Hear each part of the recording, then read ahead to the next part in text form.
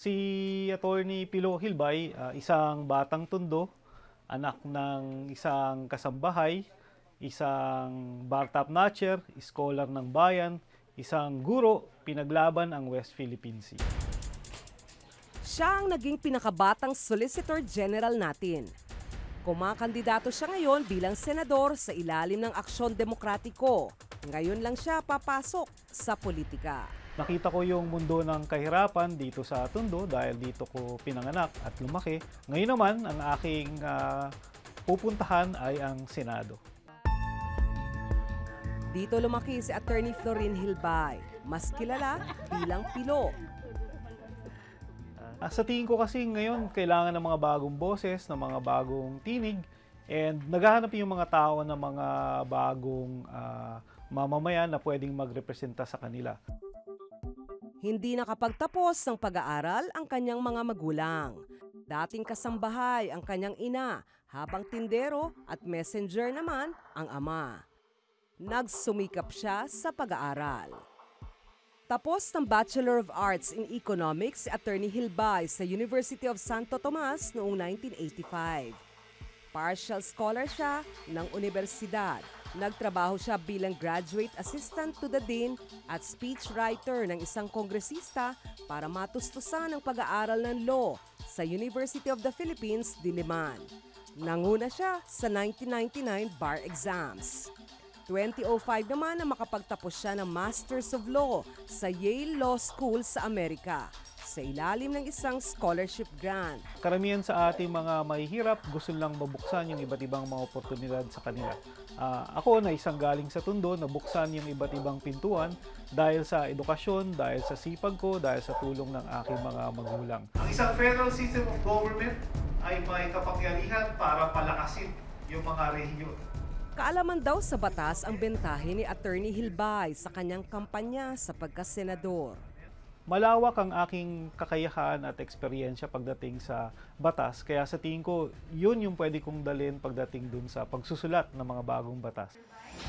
18 taong nagturo ng constitutional law si Attorney Hilbay sa UP Diliman.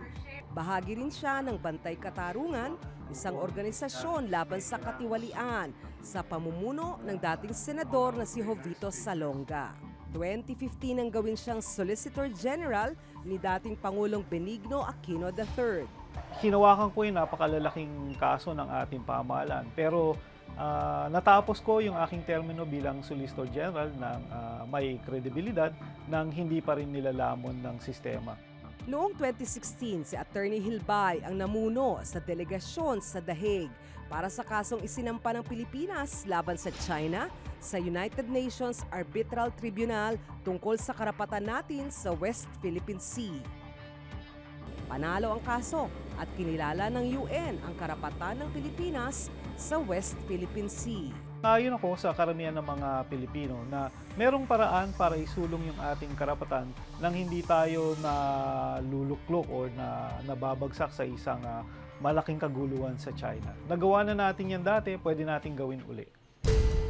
Sa 2016 Commission on Audit Report, kinwestiyon ng COA ang pagtanggap ni Hilbay at ng ilan pang opisyal at empleyado ng Office of the Solicitor General ng milyon-milyong pisong excess allowances. Sabi ng COA, hindi dapat lalagpas sa kalahati ng kanilang taunang sahod ang dagdag na allowance mula sa mga ahensyang kliyente ng legal staff ng OSG. Mahigit 4.6 million pesos daw ang sobrang allowance si Attorney Hilbay noong 2016. Pero sa batas daw, pwedeng tumanggap ng allowances ang mga abogado at staff ng OSG.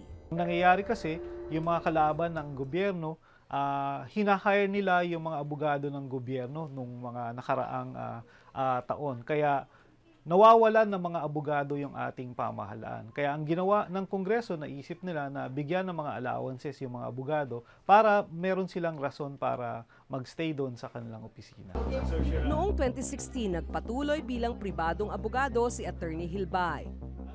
Isa siya sa legal counsel ni Senador Laila de Lima at Senador Antonio Trillanes IV. Mataya ako sa mga kaso hindi dahil sa pera, hindi dahil sa gusto ko o ayoko sa isang administrasyon, kundi dahil sa naniniwala ako dun sa aking advokasya na kung mali talaga, kailangang labanan. Pero sa akin, kahit anong mangyari, napaka-importante sa kahit anong administrasyon na kilalanin ang karapatan na bumatikos ng kahit sinong mamamayan or kahit ng sinong politiko. Kasama yan sa ating demokrasya. Sa ngayon, kabilang si Attorney Hilbay sa mga kumakandidatong senador sa ilalim ng oposisyon o Ocho Diretso. Kung bumabatikos man ako, bumabatikos hindi dahil sa ayaw ko sa isang presidente, kundi dahil yung sa tingin kong tama, hindi nangyayari. Bilo para sa Pamilyang Pilipino o 4Ps, ang plataforma ni Attorney Hilbay.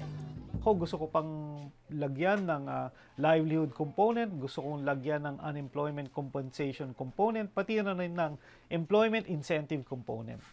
Social welfare, edukasyon, foreign relations at budget ang nais niyang tutukan sakaling maupo sa Senado. Yung kurakot, yung paglustay ng bayan, nagsisimula yan dun sa walang responsibilidad na paggamit ng ating budget. Wala raw malaking pondo para sa kampanya si Attorney Hilbay. Ayon sa kanyang 2017 Statement of Assets, Liabilities and Net Worth o SALN, bilang profesor sa UP, 8,2 milyong piso ang net worth ni Attorney Hilbay. Wala kaming pera, wala kaming makinarya. Yung tinatawag naming kampanya ay Hilbayanihan dahil sa tingin ko yung mga ordinaryong mamamayan, sila yung magdadala sa amin sa Senado. Yung mga mamamayan mismo, sila yung nagpiprint ng mga polyetos namin, sila yung nagvo-volunteer na magprint ng aming mga tarps, sila yung gumagawa ng aming mga bowlers and yung mga t-shirts, and yun din talaga yung gusto ko na kampanya. Sa pinakahuling Pulse Asia survey nitong Enero, nasa 33 to 53 si Attorney Hilbay. Didiretso kami doon sa masa. No? Kung titingnan nyo yung mga resulta ng nakaraang eleksyon, yung mga nasa ilalim nga yung nanalo pa. So, inspired ako nung istorya ni Vice President Leni Robredo na from 1% to victory. Ganyan din ang istorya ni Presidente Duterte na kulelat sa survey at nanalo rin siya. Sa tingin ko, kung makukuha namin yung kanilang estilo na dumiretso dun sa masa, maganda yung laban namin. Handa raw magsilbi bilang senador si Attorney Hilbay. Dahil ako ay galing sa hirap, pero naging number 1 sa bar. Dahil ako ay nagserbisyo bilang isang propesor ng batas. Dahil pinaglaban ko ang West Philippine Sea. Dahil ayoko maging dayuhan sa sarili kong bayan.